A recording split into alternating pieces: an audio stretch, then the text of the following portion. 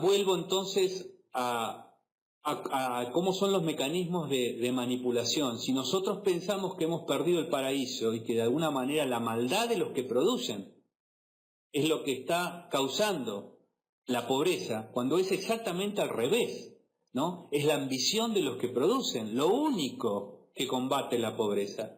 No puede haber repartidores, esto decía Ayn Rand, sin que existan productores. O sea que es imposible que exista, inclusive si tuviéramos una visión socialista, el mérito del repartidor sin el previo mérito del productor. O sea, no hay culpa en la producción, no hay culpa en la creación de riqueza, ¿no? No se le puede endilgar a aquellos que producen el hecho de que el paraíso no esté ahí. Como decía antes, el mercado no produce ningún tipo de marginalidad. Todo el mundo es productivo, ¿no? Acá hay casos excepcionales de gente muy improductiva, pero también hay cadenas dentro del mercado. Eso que vimos nosotros a través de la desgracia de la inundación de La Plata, la gente moviéndose, eso también es el mercado, actuando de manera voluntaria, obteniendo el bien que sea, la satisfacción aunque sea de solucionar un problema ajeno. Eso también es el mercado actuando, ¿no? Ahora, esto de la culpa del paraíso, respecto al paraíso, también de alguna manera funciona como el mecanismo para que la sociedad baje sus defensas y crea que tiene que ser castigada a través de impuestos. Y esto lo tenemos muy metido en la moral general, ¿no? El problema del pago de los impuestos. La sociedad sobrevive si seguimos pagando los impuestos. Si nadie se da cuenta que el impuesto no tiene ni siquiera posibilidad de ser fundamentado desde el punto de vista moral, que en todo caso nos podrá decir alguien que es un mal inevitable, pero fundamentado desde el punto de vista moral, imposible, ¿no? Los impuestos lo que hacen es intervenir en ese proceso, en ese flujo, cortarlo en función de algo. Por ejemplo, uno puede decir, yo voy a cortar el flujo de esta creación de riqueza en la sociedad cobrando determinada cosa para protegerlo de la invasión externa. Entonces, de alguna manera, creo que estoy protegiendo de alguna forma la continuidad de ese flujo. Está la visión del liberalismo clásico, ¿no? Ahora, si esa riqueza que yo estoy destruyendo, la uso para cualquier cosa sin tener en cuenta que estoy usando la fuerza y que estoy actuando contra la voluntad de la gente que lo ha producido, y que en todo caso tengo que estar agradecido a la gente que produce, tanto como el ladrón tiene que estar agradecido de que alguien tenga algo en la billetera. Si no soy consciente de eso, el mal que puedo hacer es enorme, ¿no? Esta es la cuestión. Acá termina mi exposición de lo que yo quería mostrarles de cómo tiene que ser nuestra visión del problema de la pobreza. Cambio de óptica filosófica, ¿no? Respecto del asunto. El problema de la pobreza siempre es la falta de riqueza. La riqueza se produce a través de un mecanismo en el cual nosotros nos respetamos y podemos beneficiarnos del fruto de lo que hacemos.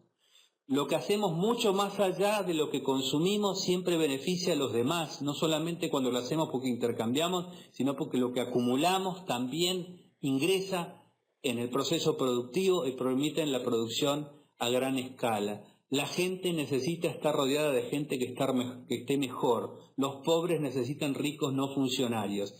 Vendría a ser el centro y la síntesis de esto que les he expuesto. Y ahora quisiera que veamos 2 minutos, Daniel, si puede ser, de un video de Ayn Rand donde habla de la misma cuestión. Activism would hold in The only way in to which we can help them to develop the only is not way by in which giving we them can material help them help, to develop but by is giving them not by giving them material help, but by teaching them freedom. Any nation, no matter how low a development, Any nation, no matter how low a development, system which protects the right of the individual, the progress and development of that nation will be enough. the progress Then and development of best that nation in all will be men work then to raise that best society in all and to men contribute works to the to progress raise of that all. society not by self-reflection. contribute to the progress By of all, plain but intelligent not by self-interest, self-interest. because capitalism, By as you plain can observe in intelligent history, self-interest. Because raises the capitalism, general as you can standard of observe in living, history, and men on all raises levels the of general ability standard. are rewarded And men on get all much more levels of than they could. ability are rewarded and get much more than they could get under any form of statism or tribal rule. Now, if you wanted to help the situation in Africa, the one chance they have, the only thing one can do for them, is teach them the theory of freedom.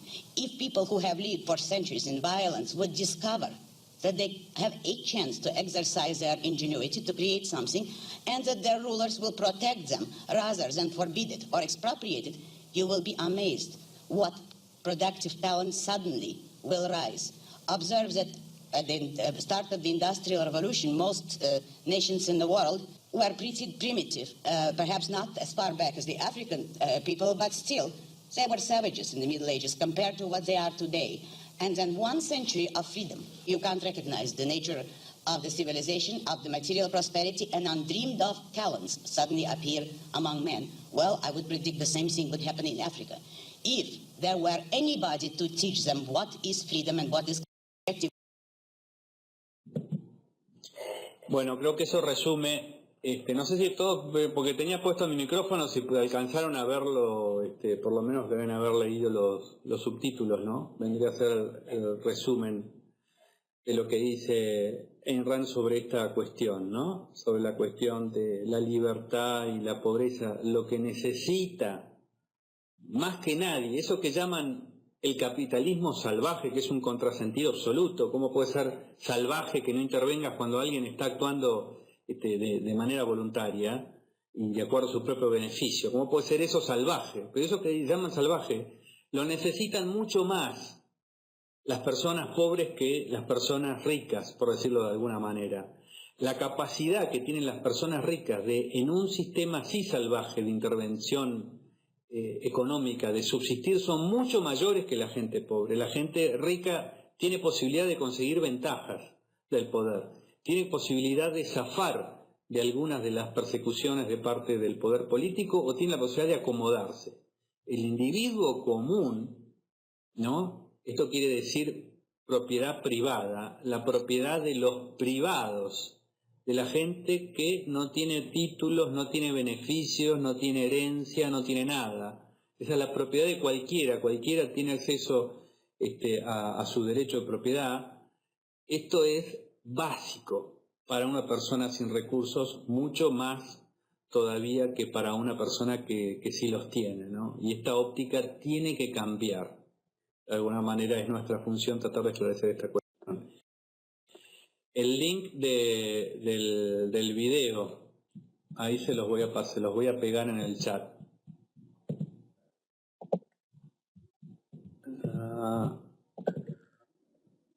Ese es el link del video. Bueno, muy bien. Me perdí algunas de las preguntas que hicieron, si las quieren ir haciendo ahora, porque algunas no las vi. Algo que les haya quedado, algo que quieran comentar, me cuentan a través del chat. Gracias, yo concordaba con tus pensamientos, pero esto te da nuevos... Esperen que se va un poco rápido esto, me escapan, pero ¿qué dice? Seguramente va a haber una catarata de mensajes ahora. Da nuevos enfoques claros ordenados para cada uno de estos puntos. Gracias, de nada, muchas gracias a ustedes por estar. Cuando discuto estos temas con los colectivistas suelen saltar la cantilena de los países nórdicos, funciona. Sí, es una vieja cantinela. A mí no me gusta ni entrar en ese tipo de cosas. Bueno, pero no, viste que acá no. A ver, esto, fíjense, evidentemente la Argentina no es, y Uruguay no son países nórdicos. Acá no tenemos experiencia de poder confiar en el Estado. Ni siquiera vayamos a la cuestión filosófica, a la teoría general sobre la cuestión. No tenemos esa experiencia. Ahora, ¿por qué subsiste la fe en el Estado? Porque la fe en el Estado es una fe mítica en el paraíso terrenal. Entonces, es estar agarrado al ideal, no perderlo, porque perder el ideal te hace enfrentar con la angustia psicológica existencial, ¿no? Que en realidad tendrías que resolver trabajando y no con ese miedo. El Estado ocupa un lugar psicológico, o sea, no conocen a los abuelitos de la película Cocoon, para que los que la hayan visto, que al final de sus días terminan nadando entre los cocoons y pasándola muy bien y siendo muy felices. Eso no conocen. Conocen un Estado que les ha robado, que les ha mentido, que no les considera ni siquiera la inflación para poder considerar si una cosa es una ganancia o simplemente la pérdida por impuesto inflacionario. Un Estado tramposo, eso es lo que conocen, que los ha esquilmado sistemáticamente cada 10 años. ¿Por qué seguir atado a él? Porque ese Estado les promete un paraíso y no un resultado. Entonces no tiene ningún sentido compararse con... Parece que Dios está en los países nórdicos, ese Dios que ellos tienen en la cabeza. Así que sugiero que se vayan a los países nórdicos o que empiecen a pensar, ¿no? Bueno, ¿alguna pregunta más? ¿Comentario? ¿Alguien que quiera cambiar su voto? Vamos a hacer de nuevo la pregunta, a ver si alguien quiere cambiar su voto o no. José, Sí. fíjate que en el chat tenés un par de preguntas. ¿Más acumuladas abajo? Por ahí. Las tengo como ver. Y más abajo. Perdón. ¿Cómo se conciliaría, Zanetti, el concepto del paraíso primigenio con el concepto de que es pertinente explicar la riqueza y no es pertinente explicar la pobreza? No sé, ¿quién es Zanetti? La verdad que no sé. No sé quién es Zanetti, pero bueno, no, acá lo que hay que explicar es la riqueza. La pobreza es nuestra situación. Lo que hay que explicar en todo caso es la pobreza que produce el impuesto. No existe la pobreza que produce la empresa o la producción o el mercado. El mercado no produce pobreza, por definición. El impuesto produce pobreza. Entonces, por ahí podemos explicar, y esta es la foto última, la pobreza producida por el impuesto, ¿no? Todo lo que está construido ahí, en ese lugar, está hecho por el esfuerzo voluntario de estas personas. Lo que no han alcanzado es por culpa del impuesto o por el fomento de este sistema del criadero, ¿no? ¿En qué países se aplica lo que decís? Me pregunta Frano Campo. Parcialmente en todos, totalmente en ninguno. Parcialmente digo porque hasta en los países totalitarios hay alguna medida en la cual algún servicio se paga, es decir, alguna cosa se le otorga al Estado o al funcionario porque paga un precio a cambio de eso, ¿no? O sea, hasta en los países totalitarios ese Estado subsiste gracias a que hay algún margen de intercambios voluntarios. Por ejemplo, el pago de los salarios a los empleados públicos, ¿no? Hay una entrega de valor. El empleado público es el mercado, en definitiva, también. Totalmente en ninguno, ¿no? Esto no se da totalmente. Pero lo importante es descubrir el principio. Entonces podemos pensar en instituciones, podemos pensar en políticas y podemos pensar en promesas que tengan que ver con entender esto. Que si queremos superar la pobreza necesitamos riqueza. Riqueza que fluya por sí misma, sin intervención. Que eso es lo que le da valor a nuestro ingreso, ¿no? Oye, más abajo. Gracias, Gaby, a vos. ¿Quién construiría las carreteras? Ahí me perdí. ¿Quién construiría las carreteras? La pregunta es, seguramente, bueno, si todo fuera intercambio voluntario, ¿quién construiría las carreteras? La pregunta es, ¿tendría que haber carreteras? Si todos los intercambios fueran voluntarios, ¿habría carreteras? ¿Serían necesarias? ¿No hay más carreteras de las que debería haber por el hecho de que se hacen por una decisión política contra las decisiones de la gente que toma esas decisiones voluntariamente? No lo sé, no lo puedo saber, porque no sé lo que haría la gente. Lo que sí sé es que en general la gente soluciona los problemas mejor. Y miremos lo que pasó en La Plata. Uno tiene un Ministerio de Bienestar Social. ¿De qué sirve el Ministerio de Bienestar Social en el momento que las papas queman? La gente se adapta y soluciona los problemas de la manera que puede. Pero acá ni siquiera estoy hablando de la desaparición del Estado. Vamos a la idea del liberalismo clásico, ¿no? eso ya es suficiente para entender el problema del flujo, del flujo de la riqueza, que es lo que realmente combate la pobreza, ¿no? ¿Quién construía las plazas? Es lo mismo, ¿no? La gente hace un edificio y pone abajo por ahí un jardín. Así que o se junta y construye, decide que quiere tener un determinado espacio libre. La gente hace barrios privados y en esos barrios privados hay espacios comunes. Y no hace falta que nadie los obligue a tenerlos, ¿no? Los tienen y se los pueden mantener. Ahora, si tienen otras prioridades que tener una plaza, también actúan de acuerdo a esas prioridades, ¿no? Si el acceso es gratuito a ellos, la empresa no obtendrá ganancias. Hay que confiar en la buena voluntad de la empresa. No, nunca hay que confiar en la buena voluntad. Hay que interesar a los demás para obtener algo en nuestro propio beneficio. Una vez que nosotros entramos en esta dinámica del mercado, hay que entender que no hay que apelar nunca a la buena voluntad. Hay momentos para la buena voluntad, pero la buena voluntad es muy limitada y se agota. Lo único que nos garantiza tener algún servicio es que no sea por la buena voluntad. Nosotros tenemos que encontrar la forma de que la gente se beneficie por hacer eso que nosotros queremos que se haga, ¿no? Juntarnos. Hay muchas formas de obtener. Antes de que existiera el estado de bienestar, había cooperativas, había organizaciones mutuales. Esa era gente que se juntaba simplemente para obtener algo que individualmente no podía conseguir y compraban y solo solucionaban de esa manera, ¿no?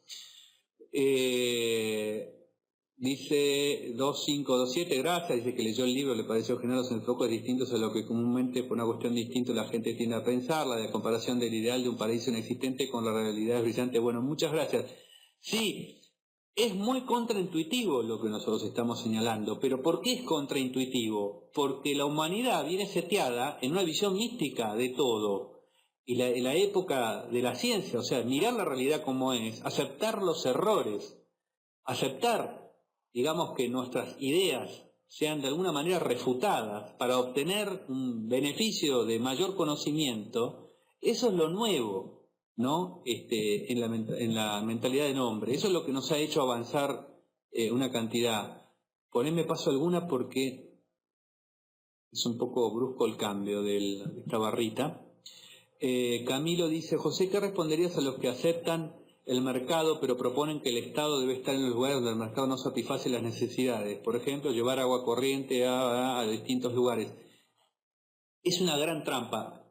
Es lo que decía antes de aceptar el robo del banco de frente. A ver, yo acepto al mercado, pero para hoy robemos un banco. Y acá está la tentación. ¿Somos capaces de construir un sistema? Tenemos que de alguna manera entender que la satisfacción inmediata de esa manera compromete al sistema. O sea, estamos renunciando al beneficio permanente de largo plazo a cambio de algo para obtener de manera inmediata. Entonces, lo que el mercado satisface, el uso de la fuerza no satisface, el uso de la fuerza no lo tiene que satisfacer. Nosotros tenemos que obtener el agua corriente convenciendo a una empresa y buscándolo, o en todo caso mudándonos al lugar donde existe el agua corriente. Yo no puedo decir que llamando al policía no voy a obtener más fácil, más rápido el agua corriente hoy. No solamente no lo puedo decir, sino que estoy seguro que tenés razón. No, robamos el banco y vamos a comer un asado esta noche. El problema de nuevo es que esto no puede ser un sistema. Entonces yo no puedo tener el Ministerio del Agua Corriente, porque automáticamente estoy produciendo una gran destrucción de riqueza y de oportunidades, ¿no? Y esta es la gran trampa. Siempre puedo esgrimir la tentación de usemos la autoridad, si la tenemos ahí. ¿Cómo puede ser que el liberalismo sea tan salvaje de decir que no usemos la autoridad? Si podemos solucionar esto. Hoy hemos solucionado el agua corriente, mañana solucionamos otra cosa, pasado solucionamos la falta de fútbol. Y este es un camino que no tiene fin, porque a medida que se va interviniendo, se van creando situaciones de empobrecimiento que se quieren resolver con más intervención y es el camino de servidumbre. Es decir, la ética no tiene respuesta al problema de cómo hago hoy para obtener una satisfacción a lo que quiero, a como dé lugar y sin limitación. No, la ética busca encontrar un mecanismo que sea sustentable, permanente y que no haga daño a nadie. Eso es el mercado. Entonces, a los que me proponen asaltar el banco, lo único que les puedo decir es, miren muchachos, este no es el sistema. A los que me proponen tener el agua corriente llamando a Cristina Kirchner, lo único que les puedo decir es, muchachos, este no es el sistema. Ellos me van a poder decir, pero mira, le damos a Cristina Kirchner y tenemos el agua. Contra eso no tengo respuesta. A ver. Matías, gracias a José. Recomendamos algún buen material sobre historia argentina. Bueno, están los libros de Ezequiel Gallo, está Cortés Conde también, muy bueno todo lo que escribe Cortés Conde, es un gran historiador económico, pueden ir por ahí. Erda Costa me dice liberal. Zanetti, me habían puesto arriba, me decían por Zanotti. No me acuerdo ahora cuál era, ¿no? La pregunta sobre lo de Zanotti, La relación de las ideas liberales y el catolicismo. Bueno, yo no estoy preocupado por demostrar que hay una correlación, porque yo no creo, no tengo creencias religiosas. Sí creo que el liberalismo es una consecuencia también de este mismo ambiente cultural de judío-cristiano. Creo que el cristianismo básicamente aporta el caldo en el cual se descubren las ideas de la libertad, principalmente a través de la idea de la responsabilidad individual, la idea de que todos somos pecadores. De ahí deriva, pero tiene su propio contenido el liberalismo. Y yo creo que respecto del pensamiento de la Iglesia hay bastantes diferencias, ¿no? Hay una incomprensión muy grande en general en la visión de la Iglesia sobre todos estos problemas económicos, que los quieren ver como problemas morales, o sea, como problemas de pecados, y no como problemas de falta de producción, ¿no? Así que Zanotti está más en condiciones de contestar eso para que les interese esa relación. ¿Cuál es la mejor forma de enfocar el tema del medio ambiente desde el liberalismo? Bueno, el medio ambiente, en realidad, eso que llaman ambiente sustentable, es una idea que viene de la economía. Todo lo que acabo de mostrar es una forma sustentable de mantener un sistema productivo, ¿no? En la medida que la gente puede apropiarse de los recursos, los cuida. Así que, como sistema, el único sistema que conozco de cuidado del medio ambiente es el mercado, justamente, y el respeto del derecho de propiedad. Hay gente que digamos que contamina y demás. Eso ocurre en general en bienes comunes, ¿no? Eso es parte del dilema de los bienes comunes. La gente que consume sin interesarse por el mantenimiento del recurso porque el recurso no le pertenece. Creo que esa es la mejor respuesta al medio ambiente. Pero ahí hay también otras cuestiones. Por la ecología pretende que existe algún tipo de equilibrio intocable, que el hombre a través de su pecado, está muy relacionado con lo que acabo de contar, a través del pecado el hombre y el egoísmo crea inclusive hasta los terremotos, porque hemos llegado a este punto místico. Uno ahora, después de la idea del calentamiento global y demás, en los noticieros cuando llueve muy fuerte, los noticieros empiezan a explicar esto del calentamiento global. El calentamiento global es consecuencia de la emisión de carbono por parte del hombre, etcétera, la producción y el capitalismo. Encontrar la culpa, ¿no? Inmediatamente, más que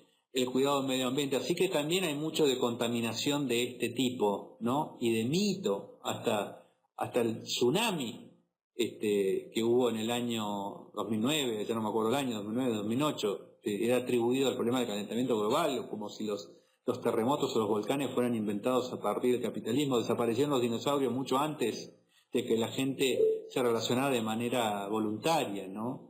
Es el miedo al pecado de lo que va a hacer el hombre beneficiándose, y la verdad que el hombre beneficiándose en general, salvo cuando entra a la política, lo hace sin joder a los demás.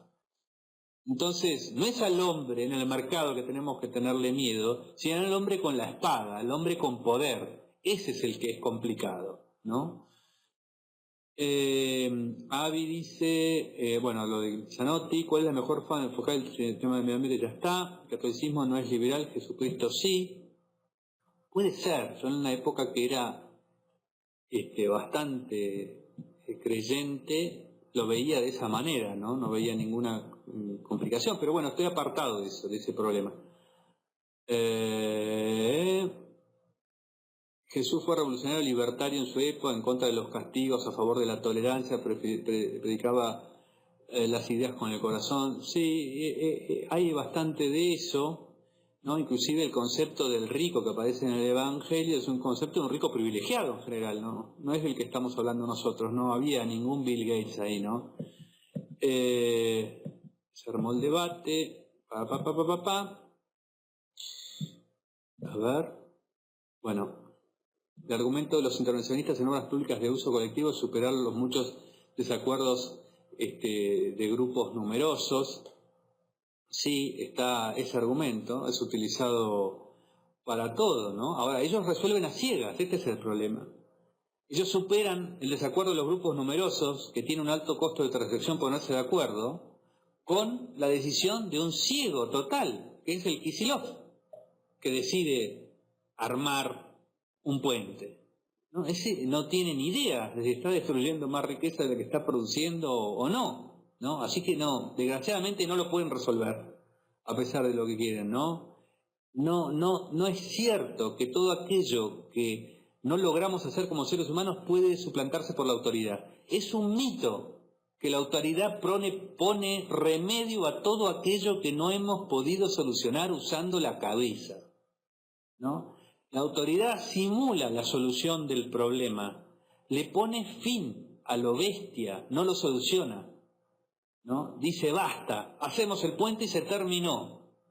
Entonces, claro, si vos comparás el puente contra el no puente, la autoridad parece genial.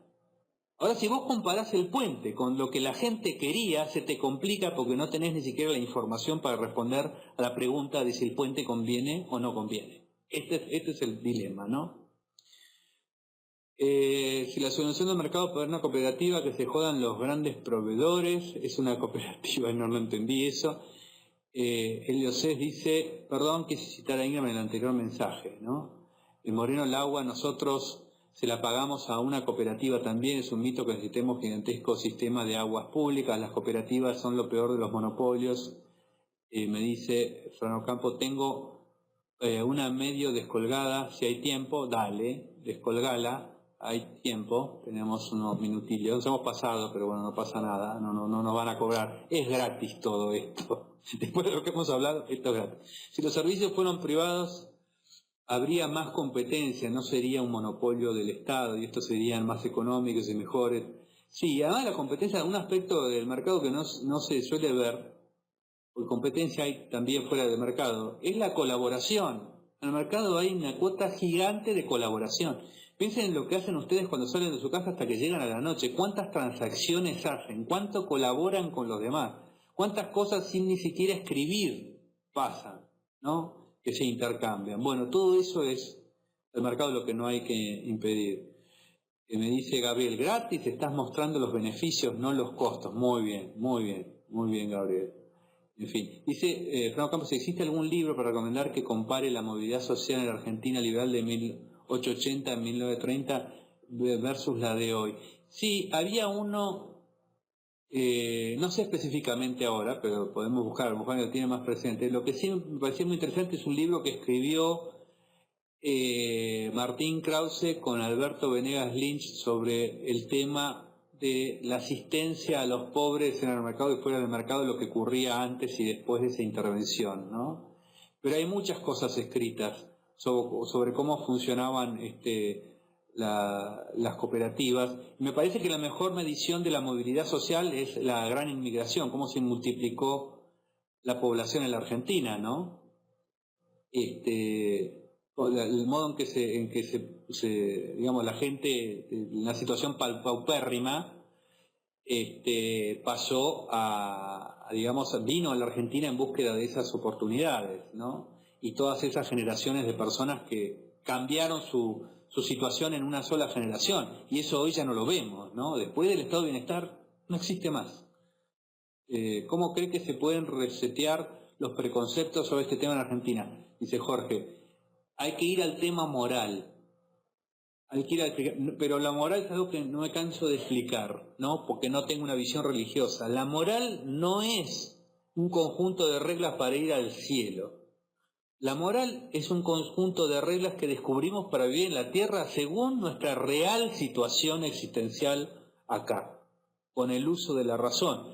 Mucha de nuestra moral, más que con el uso de la razón, viene de un proceso evolutivo de descubrimiento. Inclusive, desde mi óptica, las religiones son el resumen de ese sistema evolutivo de descubrimiento, pero todas las reglas morales tienen que ser posibles de ser entendidas de la razón, porque si no, en algún momento cambian o son abandonadas o son reemplazadas por otras si no sirven, ¿no? Entonces, el problema moral es el problema de el más que la satisfacción de la cuestión del momento, ¿no?